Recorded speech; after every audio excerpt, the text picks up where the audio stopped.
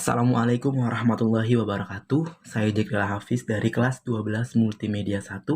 Di sini saya akan menjelaskan tentang bagaimana agama Islam masuk ke Nusantara dan cara dakwahnya. Di sini saya sudah merangkum versi saya dari internet, bukan dari LKS. Jadi saya akan membacakannya. Baik, langsung saja. Bismillahirrahmanirrahim. Hingga hari ini, Indonesia merupakan negara yang memiliki penduduk penganut Islam terbesar di seluruh dunia, bahkan melampaui negara kelahiran Nabi Muhammad, yaitu negara Arab Saudi. Pertumbuhan dan perkembangan orang Islam yang ada di Indonesia bukan hadir begitu saja, tetapi menempuh sejarah yang panjang. Islam punya riwayat tersendiri ketika hadir di Indonesia. Indonesia adalah negara yang mayoritas penduduknya menganut agama Islam. Islam di Indonesia diyakini oleh sekitar 199 juta atau 85,2% dari total jumlah penduduknya. Masuk dan berkembangnya agama Islam di Indonesia hingga bisa mencapai jumlah penganut yang begitu besar, itu ternyata telah melalui sejarah yang sangat panjang. Sejarah masuknya Islam ke Indonesia tersebut melalui periodisasi atau pembabakan-pembabakan yang cukup menarik untuk kita ketahui. Seperti apa periodisasi sejarah Islam di Indonesia tersebut? Silahkan simak pembahasan saya berikut. Kedatangan Islam dimulai kala negeri ini menjadi kunci perdagangan di benua Asia, bahkan malah seluruh dunia. Utamanya di daerah kerajaan Sriwijaya, Sumatera. Daerah itu adalah tempat berlabuh para pedagang yang berlayar dari berbagai wilayah, termasuk juga Timur Tengah, di mana yang kala itu warganya telah terlebih dahulu memeluk agama Islam. Kebanyakan para pedagang tersebut memilih berdiam sementara di Nusantara untuk menunggu angin yang tepat yang akan mengantarkan mereka kembali ke negaranya masing-masing. Saat berada di sini, para pedagang itu mulai menjalin hubungan baik dengan penduduk asli yang pada saat itu sebagian besar memiliki kepercayaan Hindu. Pedagang-pedagang tersebut berbagi ilmu tentang Islam. Masyarakat asli pun merasa tertarik dengan Islam. Sebagian besar dari penduduk lokal mengubah keyakinannya, lalu memeluk agama Islam. Setelah itu, perwakilan antara pedagang dari negara Arab dan penduduk lokal juga ikut berkontribusi dalam menyebarkan pengaruh Islam di Nusantara. Terkait dengan sejarahnya masuk Islam ke Indonesia, ada beberapa teori dan pendapat yang menyatakan kapan sebetulnya pengaruh kebudayaan dan agama Islam mulai masuk ke Nusantara. Pendapat-pendapat tersebut bukan hanya didasarkan pada bukti-bukti yang telah ditemukan, melainkan juga dikuatkan oleh adanya catatan-catatan sejarah yang dibuat oleh bangsa lain di masa lampau. Berdasarkan bukti dan temuan sejarah, Islam masuk ke Indonesia dengan beberapa penjelasan waktu yang berbeda, yaitu pertama, masuknya Islam sejak abad ke-7 Masehi. Sebagian ahli sejarah menyebut jika sejarah masuknya Islam ke Indonesia sudah dimulai sejak abad ke-7 Masehi. Pendapat ini didasarkan pada berita yang diperoleh dari para pedagang Arab. Dari berita tersebut diketahui bahwa para pedagang Arab ternyata telah menjalin hubungan dagang dengan Indonesia pada masa perkembangan kerajaan Sriwijaya pada abad ke-7. Dalam pendapat itu disebutkan bahwa wilayah Indonesia yang pertama kali menerima pengaruh Islam adalah daerah pantai Sumatera atau wilayah Samudra Pasai. Wilayah Samudra Pasai merupakan pintu gerbang menuju wilayah Indonesia lainnya dari Samudra Pasai melalui jalur perdagangan agama Islam menyebar ke Malaka dan selanjutnya ke Pulau Jawa. Pada abad ke-7 Masehi itu pula agama Islam diyakini sudah masuk ke pantai utara Pulau Jawa. Masuknya agama Islam ke Pulau Jawa pada abad ke-7 Masehi didasarkan pada berita dari Cina masa pemerintahan dinasti Tang. Berita itu menyatakan tentang adanya orang-orang Tasih, Arab dan Persia yang mengurungkan niatnya untuk menyerang Kaling di bawah pemerintah Ratu Sima pada tahun 674 Masehi. 2. Masuknya Islam sejak abad ke-11 Masehi. Sebagian ahli sejarah lainnya berpendapat bahwa sejarah masuknya Islam ke Indonesia dimulai sejak abad 11 Masehi. Pendapat ini didasarkan pada bukti adanya sebuah batu nisan Fatimah binti Maimun yang berada di dekat Gresik, Jawa Timur. Batu nisan ini berangka tahun 1082 Masehi. Yang ketiga, masuknya Islam sejak abad ke-13 Masehi. Di samping kedua pendapat di atas, beberapa ahli lain justru meyakini jika sejarah masuknya Islam ke Indonesia baru dimulai pada abad ke-13. Pendapat ini didasarkan pada beberapa bukti yang lebih kuat, diantaranya dikaitkan dengan masa runtuhnya dinasti Abbasiyah di Baghdad 1258, berita dari Marco Polo 1292, batu nisan kubur Sultan Malik as-Saleh di Samudra Pasai 1297, dan berita dari Ibnu Battuta 1345. Pendapat tersebut juga diperkuat dengan masa penyebaran ajaran tasawuf di Indonesia. Sedangkan menurut teori pembawaannya, masuknya Islam ke Indonesia dibagi dalam 1. Teori Gujarat. Menurut teori Gujarat, agama Islam datang ke Nusantara ketika abad ke-13. Islam dikatakan datang dari para pedagang daerah Gujarat, India.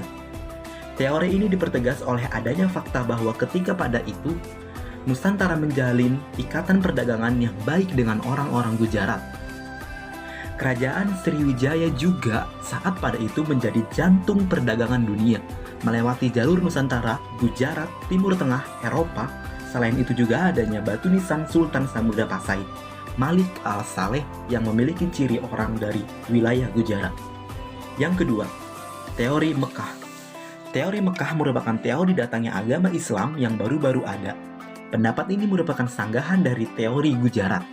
Pada pendapat ini disebutkan Islam masuk ke Nusantara saat itu abad ke-7, 6 abad lebih awal jika dibandingkan dengan teori Gujarat. Orang yang membawa Islam ke Nusantara adalah orang-orang dari Arab Saudi. Peristiwa ini dibuktikan oleh adanya perkampungan yang telah didiami oleh orang Islam di daerah pesisir barat Sumatera ketika itu, abad itu. Yang ketiga, teori Persia. Teori Persia mempunyai anggapan yang sama tentang waktu hadirnya agama Islam ke Nusantara pada saat abad ke-13. Namun, perbedaannya, teori Persia beranggapan Islam datang dari Persia. Hal itu disebabkan oleh adanya persamaan budaya agama Islam di Nusantara dengan di Persia. Dengan masuknya Islam ke Nusantara, yang sekarang namanya adalah Indonesia, membuat kerajaan-kerajaan Islam di Indonesia berkembang. Kerajaan Islam yang ada di Indonesia pun sempat memiliki wilayah kekuasaan yang luas hingga ke negara tetangga. Sejarah penyebaran Islam di Indonesia. Pada masa kedatangan agama Islam, penyebaran agama Islam dilakukan oleh para pedagang Arab dibantu oleh para pedagang Persia dan India. Abad ke-7 Masehi merupakan awal kedatangan agama Islam pada masa ini. Baru sebagian kecil pendudukan yang bersedia menganutnya karena masih berada dalam kekuasaan raja-raja Hindia Buddha. Sejarah masuknya Islam ke Indonesia dan proses penyebarannya berlangsung dalam waktu yang lama, yaitu dari abad ke-7 sampai ke abad 13. Selama masa itu, para pedagang dari Arab, Gujarat, dan Persia makin intensif menyebarkan agama Islam di daerah yang mereka kunjungi, terutama di daerah pusat perdagangan. Di samping itu, para pedagang Indonesia yang sudah masuk Islam dan para mubalik Indonesia juga ikut berperan dalam penyebaran Islam di berbagai wilayah Indonesia. Akibatnya, pengaruh Islam di Indonesia makin bertambah luas di kalangan masyarakat, terutama di daerah pantai. Pada akhir abad ke-12 Masehi, kekuasaan politik dan ekonomi dari Kerajaan Sriwijaya mulai merosot. Seiring dengan kemunduran pengaruh Sriwijaya, para pedagang Islam beserta para mubaliknya kian giat melakukan perang politik. Misalnya, saat mendukung daerah pantai yang ingin melepaskan diri dari kekuasaan Sriwijaya. Menjelang berakhirnya abad ke-13, sekitar tahun 1285, berdiri kerajaan bercorak Islam yang bernama Samudra Pasai. Malaka yang merupakan pusat perdagangan penting dan juga pusat penyebaran Islam berkembang pula menjadi kerajaan baru dengan nama Kesultanan Malaka. Pada awal abad ke-15, kerajaan Majapahit mengalami kemerosotan, bahkan pada tahun 1478 mengalami keruntuhan. Banyak daerah yang berusaha melepaskan diri dari kerajaan Majapahit pada tahun 1500. Demak berdiri sebagai kerajaan Islam pertama di Jawa. Berkembangnya kerajaan Demak Sebagai kerajaan Islam ini kemudian disusul berdirinya Kesultanan Banten dan Kesultanan Cirebon. Di luar Jawa juga banyak berkembang kerajaan yang bercorak Islam seperti Kesultanan Ternate, Kesultanan Goa, dan Kesultanan Banjar. Melalui kerajaan-kerajaan bercorak Islam itulah agama Islam makin berkembang pesat dan tersebar di berbagai wilayah Indonesia. Agama Islam tidak hanya dianut oleh penduduk di daerah pantai saja, tetapi sudah menyebar ke daerah-daerah pedalaman. Nah, itulah sejarah masuknya Islam ke Indonesia serta penyebaran hingga abad ke-13. Terlepas dari banyaknya teori yang terdapat, kembali ke diri kita masing-masing. Manakah yang hendak kita yakini? Karena sesungguhnya beneran datangnya dari Allah dan kesalahan datangnya dari diri kita sendiri. Nah, kalau tadi adalah sejarah masuknya agama Islam ke dalam Nusantara, saya akan menjelaskan lebih lanjut bagaimana cara penyebarannya di Indonesia. Yang pertama, perdagangan.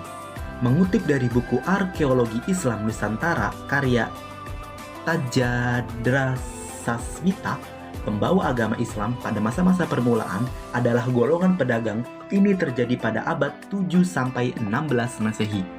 Saat itu, Kepulauan Nusantara merupakan kawasan perdagangan internasional yang ramai. Dikunjungi pedagang dari berbagai bangsa, termasuk Arab, Persia, dan Gujarat. Hubungan perdagangan ini dimanfaatkan oleh para pedagang Muslim sebagai media dakwah. Yang kedua, perkawinan. Para pedagang Muslim memiliki status sosial dan ekonomi yang relatif lebih baik daripada penduduk pribumi. Ini menyebabkan banyak penduduk yang tertarik untuk menjadi istri-istri para pedagang Muslim. Melalui perkawinan inilah terlahir seorang Muslim. Alhasil, komunitas Islam makin luas. Pada akhirnya, timbul kampung-kampung dan pusat-pusat kekuasaan Islam.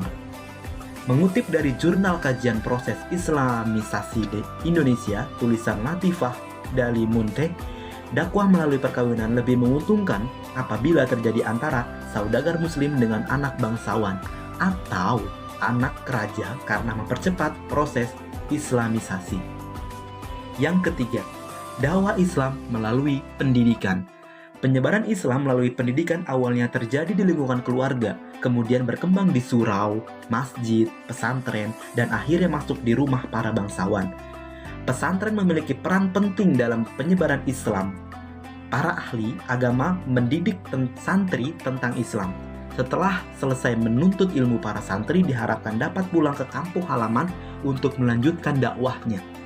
Dengan cara ini agama Islam terus tersebar ke seluruh penjuru Nusantara. Yang keempat, tasawuf. Ahli tasawuf hidup dalam kesederhanaan, selalu berusaha menghayati kehidupan masyarakat dan hidup bersama di tengah-tengah masyarakat. Mereka mengajarkan teosofi yang telah bercampur dengan ajaran yang sudah dikenal luas masyarakat lokal. Dengan cara ini, agama Islam lebih mudah dimengerti dan diterima. Yang kelima, kesenian. Para penyebar agama Islam memanfaatkan kebudayaan yang telah ada sebagai media untuk berdakwah.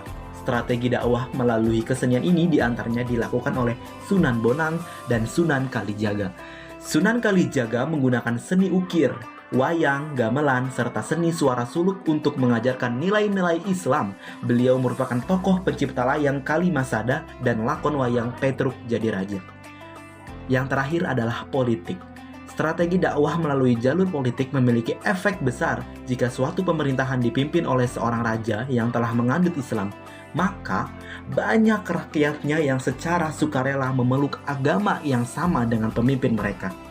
Jika dakwah telah berhasil masuk dalam ranah politik, maka kebijakan-kebijakan negara dapat disinergikan dengan tujuan dakwah. Selain itu, strategi politik juga ditempuh melalui penaklukan kerajaan non-Islam oleh kerajaan Islam.